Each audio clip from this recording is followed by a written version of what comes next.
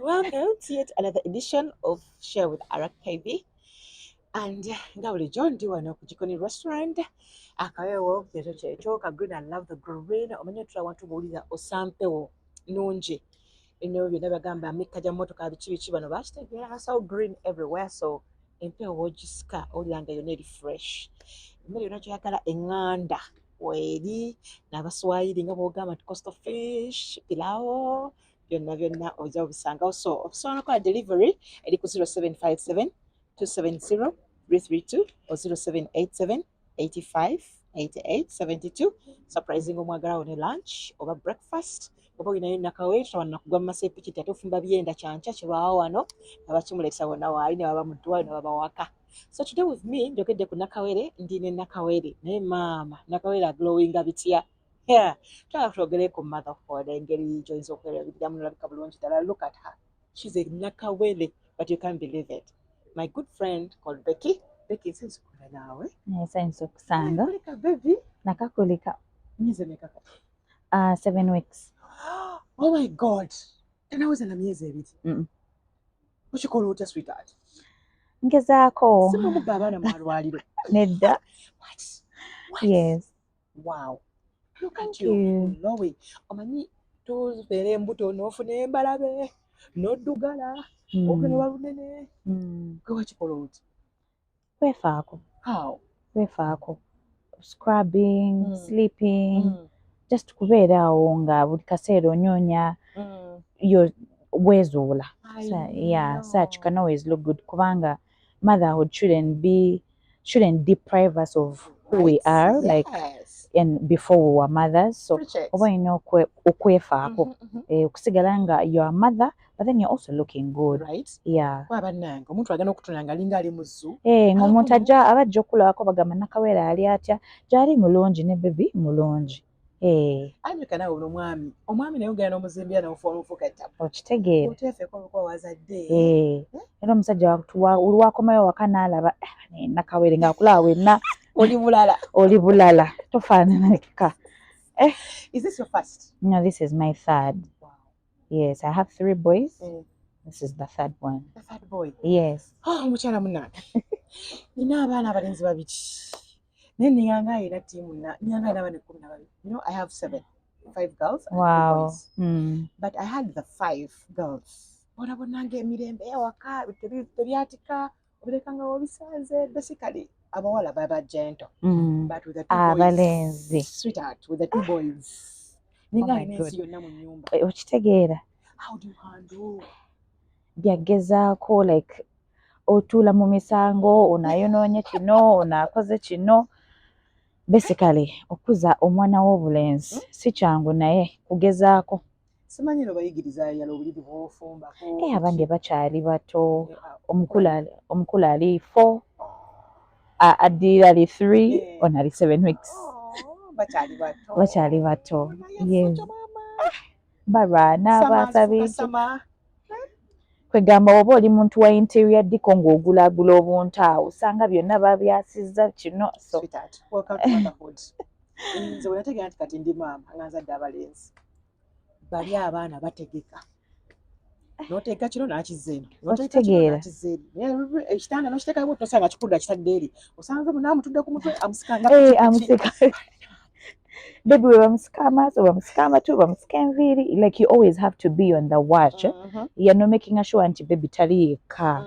At least oba newaba ali yekka n'ogenda n'omucheckingako n'olaba nga bano tebaliiwo. Yeah, because they are always up and about, but yeah, it's lovely, it's beautiful. I know. It's beautiful. Yeah. Naye kwegamba eyo tebibulamu. Of course tebibulamu. Kati omwana ono yasooka n'ono asembye byonna obadde obitegeera akyasembye acting last born. Acting last born, yes. No, mbadde nkyabitegeera because emyaka sigyawala nnyo. Yeah, I got pregnant with my first child in 2021 and now we're in 2025. So emyaka sigyawala nnyo. The second born yali mu 2022. So mbadde nkyabijjukiramu. Byakuluma kyekimu? Si kyekimu nayo naasembye. Obulumi bwo. Yeah. Tobala nkubuuza obadde okyabijjukira because awaasooka oba tomanyi kigenda mu maaso. Ye byasooka, you don't know what's going on, Yeah. you don't know what to experience. Yes. Tomanyi wabiruma, you don't know actually. But with this one, I knew exactly what I was going, what was going to happen. But it's just that with this one, this pregnancy was a bit different. No sangambo, I reached my full term, 40 weeks, and the baby was not here.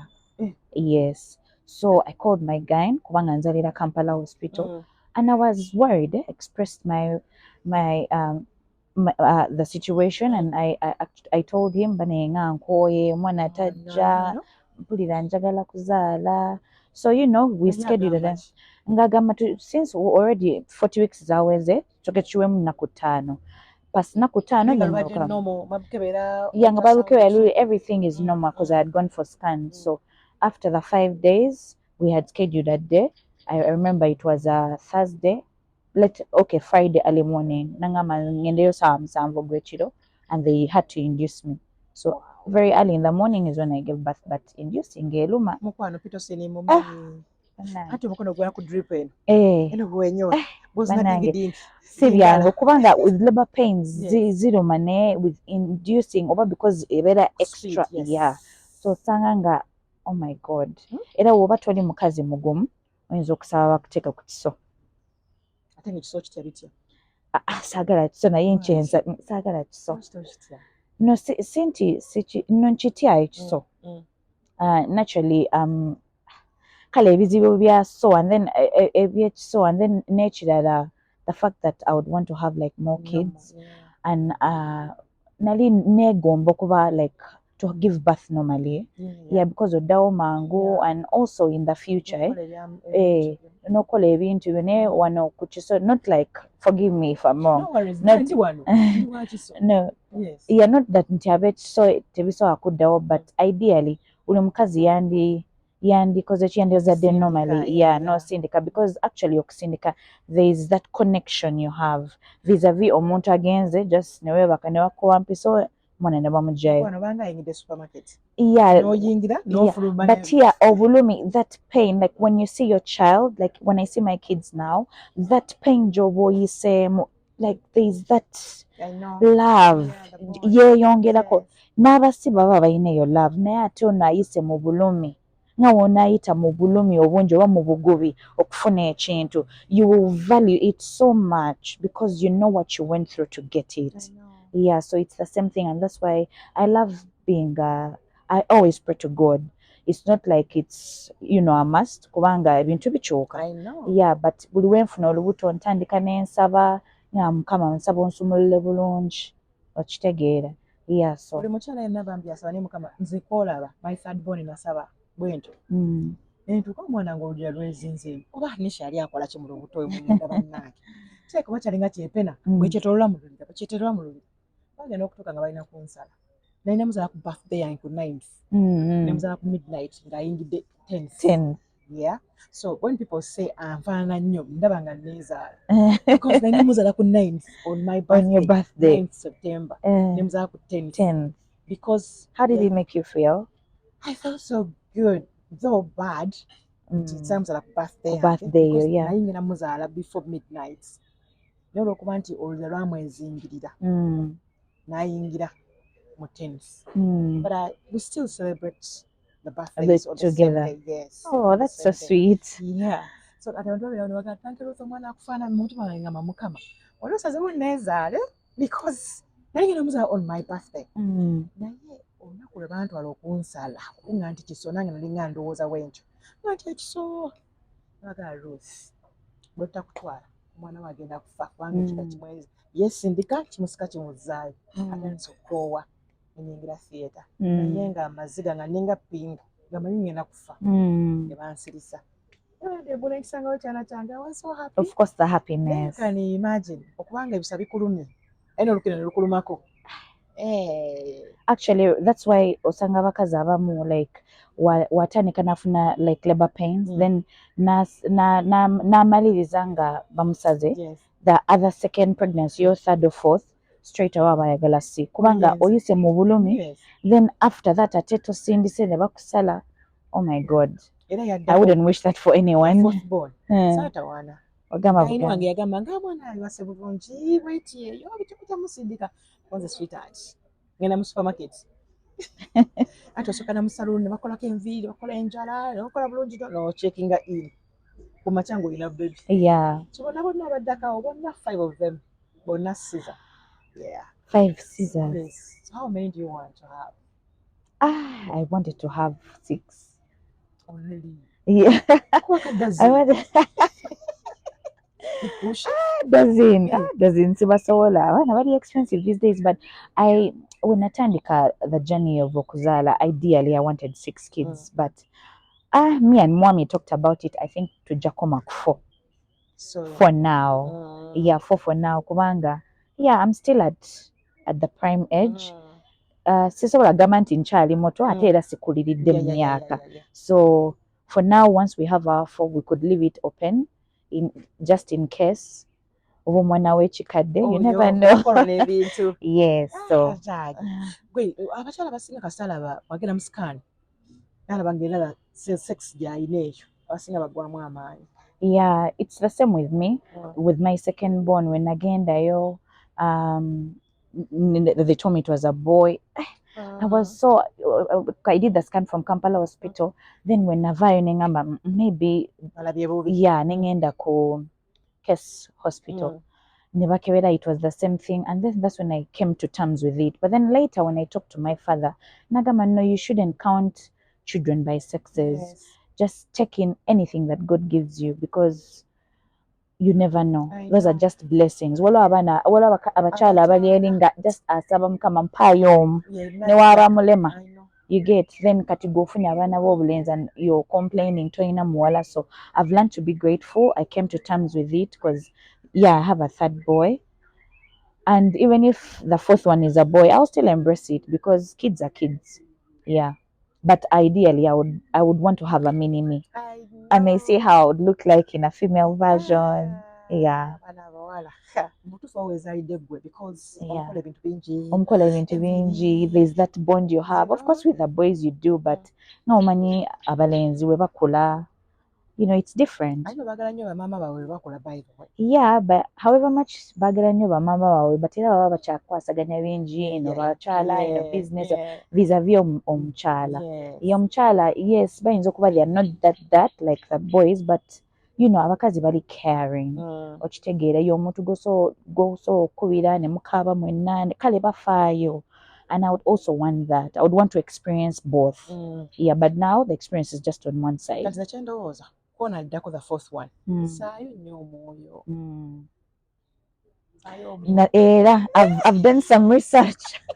I've done some research and no, I've done some research. Yeah, of course. When you share a problem, it's like a shared solution. So oyogera n'abakyala n'obagamba gwe wakikola otya olema kugamba nze nakolayo ntyo nakozesa eno kalenda wakola bwotyo. So I believe when that time comes I will try. Bekize senga mpulako nga nsabira omwana omulenzi wali sese natekanga mu kisengere nsaba lega kava nyingira etterekero ly'abaana abalenzi nyingira mu tterekero ly'abaana gy'otereka emyoyo gyabwe ntulayo omwoyo mulenzi mwoyo mutukuvu gwaba n'emyoyo gy'abaana nkwebaza abawala obampadde they are healthy balungi nkwebaza kabaka babakabaka naye ku luno nzize nyingira mu tterekero ly'abaana. Had you already conceived? Not yet. You hadn't? Yes. Before you started the prayers before?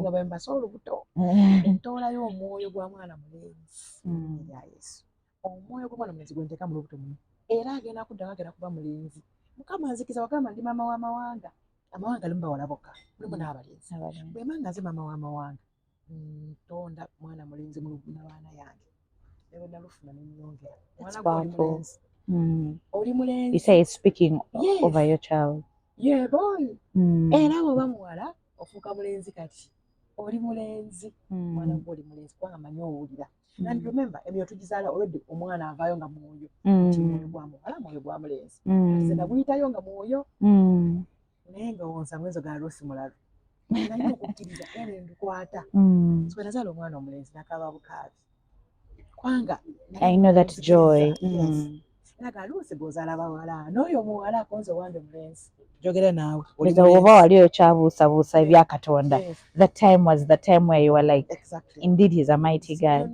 Yeah. Nze era tosobola kuŋŋamba nti Katonda talina kyatasobola kukola. Olaso okukyusa olunabaana oluzaalo lwange. To a boy. I know. Aye natampa omu nampaaba. Babiri. Okitegedde? So you talked about the stress when nakawere. Kikyotegeeza nti oweebaka n'oweebaka ekimala because bannakawere abasinga ekibagana okwebaka stress y'obwannakawere eyo. How do you manage? I can't say I'm managing, but first of all, ndi nakawere naye I don't get enough sleep because siri muntu ayeebaka ennyo. Naturally. Yes. So even when the baby is asleep, I find myself awake. Noba tuwali kyenkola naye mba siyina tulo ate tosobola tukaka. You get so. But then also, you know, with the stress with nakawere comes in the very first month. Nosanga nga mwana akaaba woka kino kwa since abaana bange ba bulenzi when my babies make 2 weeks, I take them for circumcision. So ebyo byonna biba biri mu bangamba bannange tunayita mutya, you know, then you worry about the 6 weeks immunization, then you worry about many things, but for now the worry is going down. Yeah. So when we're going to kuzaala, how do you prepare yourself? Okuba nakawere ebyo weetaaga omanyi naawe wonna omanya stress ebaawo eyo. Ngenda kuzaala, ngenda kweyisa ntya, ngenda kukola ntya, ani agenda okumbeerako. There's also this part of bleeding. Waliwo okubeera nga amasuuka ani nankyusa, ani agenda okumbeerako because sometimes oba otya nza okuba nina stainings, ani agenda okunnaazaako, kali no gwe weesiimye osindika olwokuba nga oli wakiso. Weetya oba wuno obwannakawere byonna bistressing. How do you manage? Now before you conceive nga okyali lubuto, of course okola shopping y'omwana, but womala okola shopping y'omwana oba as you're doing shopping ey'omwana naawe omukyala oba olina okukola ki okwefaako okujjukira ebyo by'ojja okola like the pads, engoye z'ojja okukozesa n'ebirala things that you will use after birth. Okweranza amaanyi nnyo kino ziraliikira amalwaliro gagaba pads agasinga gagaba agasinga tegagaba bino bikotoni byagira nedda ebyo babigaba but they are not as with my first 2 children nakozesa cotton ne gauze. Yes, so but then last year as I was pregnant waliwo pads ze nazoola and I saw it on an Instagram post. I think Chosen Becky yali alanga, and then I was like, I think I should give it a try. And indeed, when I tried them out, trust me, they are what they are. They're the best. These are Floofs and company. It's a more distributors company. So zezino. So pads zezino. Nedda mukwano. So zezino. Floofsan. Yeah, Floofsan. Pads mpitirivu nnungi nnyo. Zisinga the normal pads on the market. Kubanga the normal pads on the market, omukyala yena woba ozadde, you lose over 2.3 liters of blood. So osanga pads neziri mu market, they can't hold that amount of blood. Uncomfortable ochambala kino kyogerako. Yes, kati omukyala woba wakazaala, let me talk for abakyala abazadde normally. Woba wakazaala and a wet pad gy'okozesa. Ogikozesa with this mesh panty. Kapale. Mesh kapale. So ojambazaamu bw'oti. And the good thing with this mesh kapale is it fits all size. Omukyala n'obeera mutono n'oba munene is stretching. Yes, so you don't need to worry about nti nze ndi mutono nnyo nze ndi munene kubanga we tuba lubuto tuteekako. Yes. So so oba wakazaala oteekamu kino bw'oti. Yes. Noyambala nyingidde mu diaper. Yes. The reason why I love this or why I love to use it and I advise any other person out there to use it kubanga kyankolera nnyo okusinga when I compare to gauze and cotton is that kino n'oba weebase n'oba otudde otya n'oba ekigere ekimu kiri eri ekirala kiri eri, you know, you will not find tojja kustaininga okitegeera naye with cotton and gauze, that was my main worry. Nga abantu ne baba bazze okulaba mu ddwaliro oba osituse obabuuzeeko otuula osooka kwetunuulira osooka like there is that discomfort. Wanje? Wafunanga ewuzi stitches. Yes, nafunanga ewuzi stitches, but with or without stitches, you will that omusaayi guba mungi, especially the first 2 days. So you find yourself the stains, the what, it's very, very uncomfortable vis-a-vis this. Okay. Yes, zino zo nnungi nnyo in that omukyala yenayina ate zino eno w'ojambala ku makya nga ssaawa emu osobola okubeera nayo paka nga ssaawa 12 ng'omusaayi teguwunya nga guli mu kiraba kinene. It can take in 2.3 liters, but lwakuba woba wakazaala let's say ozadde ssaawa emu woba wakazaala n'okyambala after like 2 hours it's good to change whether kijjudde oba tekijjudde because it helps you ekuyamba okumanya if at all like bleeding eri etya because waliwo abakyala abamu nga oba wakazaala o bleeding nnyo. Now like me, I for one, when nazaala ono omwana wange owokusatu I was overbleeding. So after 2 hours nagamba muganda wange anzuukuse after 2 hours neera neezuukusa, but after 2 hours I went to change it. It wasn't full but no, it was very full because I was overbleeding. Osanga omusaayi gutuuse noyona. So that's a sign for you to call the doctor n'omugamba nti ndooza like bankebereko oba ne bakuteekako byonna bye baba bakola kikuyambako. Then after those 2 hours you can always just keep wearing it without worry. But before the first 2 hours it's always good to change. Otajja kubuuza gwofuloto gwange obifuna byakutwako bete bakola delivery, how did you manage to get the pads before giving birth? Now when I saw that post on Instagram, their contact was there nembakubira essimu. Nabakubira essimu nenjogera nabo ne bannyonnyola nensaba ngendeyo ku offices zaabwe. I just didn't want to do a delivery even when that option was there. So when nagendayo ku offices zaabwe ziri awo I think Ntinda, is it Ntinda Bukoto? Yes, Bukoto traffic lights, yes. So when nagendayo omukyala bamuyita Lynn nannyonnyola nandaga buli kimu, and then I was just left to experience it. Kubanga okunnyonnyola is one thing and then also to use it is another. Because omwana omuntu asobola okujja wano n'alungiya ekintu naye nga w'otuuka wali nga kirala bulala bw'ogamba ye kale singa nasigala ku gozi wange. So ideally any mother that is pregnant or that is expecting or that is planning on getting pregnant, bannange mbadde mbasaba you try these, you will not regret. So engeri gy'otunulamu okubanga olina kawe like that, no stress, nothing. Katunula kutunuliza omwana ng'ebirala byonna tobiriiko nti omusaayi ngenda kustaininga obuliri oba ki. Then I tell you know why they are good. Kubanga kati now as for abakazi abazaala normally osanga like after a day they have discharged you ozeeyo waka kati nze sikyaddayo wa maama wange zaala osatu lwaki nzirayo, I know what to do. Nzirayo wa mwami naye oli mu buliri n'omusajja eno omusaayi omusajja atuuka n'agamba bannange oba ŋŋendeko mu hotel okitegeera omusaayi and he can't tell you because maybe he may offend you, and at that point women are very sensitive. But then also, as much as you're in that delicate state, it's always good people around you to feel comfortable. Kati mweyo period osanga nga bakuyambako okwoleza biki naye omusaayi guli wano. So please I advise mwe keeping with such okwewala ebintu ebityo. So this is used in the first week. So in the second week nakozesa zino. Yes. So nakozesa kano omukalaba kalinganga diaper. Ka stretching nako, it could fit any person with any size. Yes, ekwata olubuto ne lubeera firm nga luli wamu nga terunyenyanya. Of course it's not like a body shaper, but at least olubuto luba luli wamu and it's also comfortable. Twetaaga kwambala nika, just onaaba n'okambaza n'otikako olugwero. No one will know that you're even wearing this. No one will tell that oyambadde this.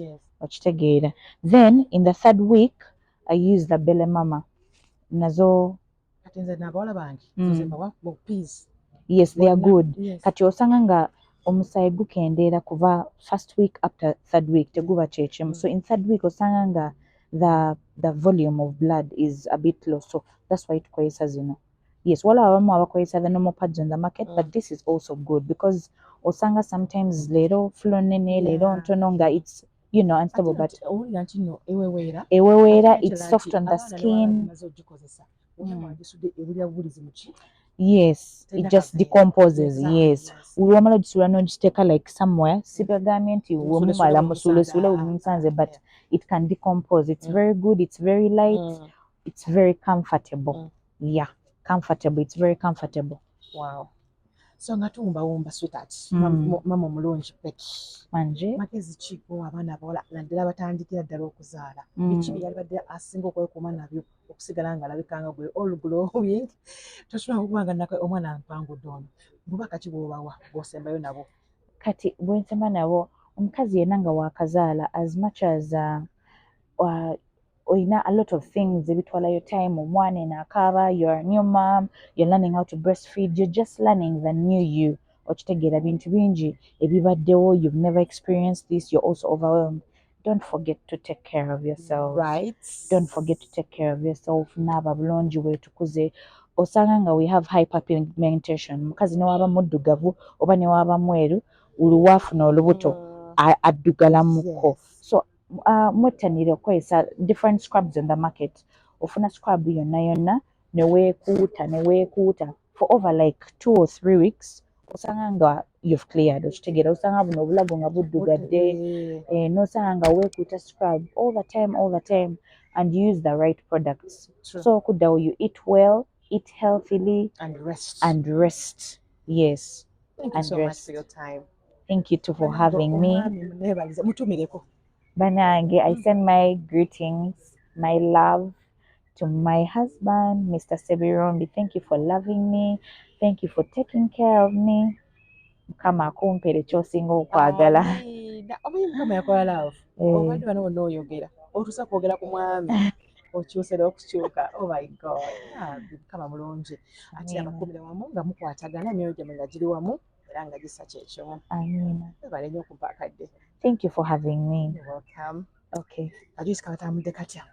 Kajuisi kalungi. Kalungi? Yes. Amabeere tegasaanuuka, bebi omuleseeka. Bye.